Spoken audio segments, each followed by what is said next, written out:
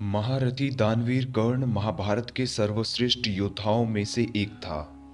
स्वयं सूर्यपुत्र और क्षत्रिय कुल का होते हुए भी आजीवन सूतपुत्र कहलाते रहे। कर्ण ने महाभारत में अपनी अद्भुत प्रतिभा का प्रदर्शन किया है। कर्ण के तुरीन में बाणों के ऐसे भंडार थे जो संसार में दुर्लभ माने जाते हैं।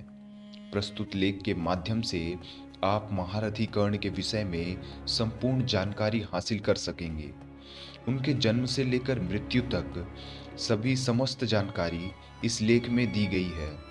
किन परिस्थितियों में उनका जन्म होता है और किस अपमान में वह जीवन भर जीता है, यह सभी विषय इस लेख में समाहित है। कर्ण द्वारा शिक्षा प्राप्त करने की कथा भी इस लेख में लिखा गया है।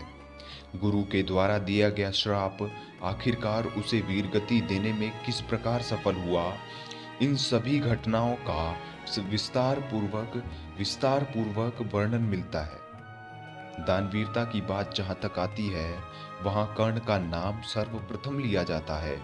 कर्ण ऐसा दानवीर था, अपने द्वार पर आए हुए को भी कभी वापस निराश नहीं लौटने देता था।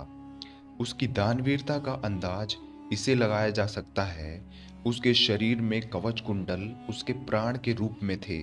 देवराज इंद्र ने छल से जब कवच को मांगा, तो इस छल को जानते हुए भी कर्ण ने उन्हें अपने घर से वापस नहीं किया।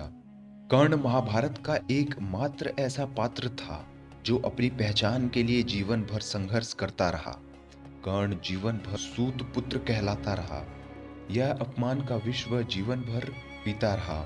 जीवन भर जिसका वध कर स्वयं को सर्वश्रेष्ठ धनुर्धारी सिद्ध करने की प्रतिज्ञा वह लेता रहा, अंत समय उसके जीवन की पहचान से तथा वास्तविक ज्ञान से कर्ण जैसा योद्धा भी विचलित हो गया।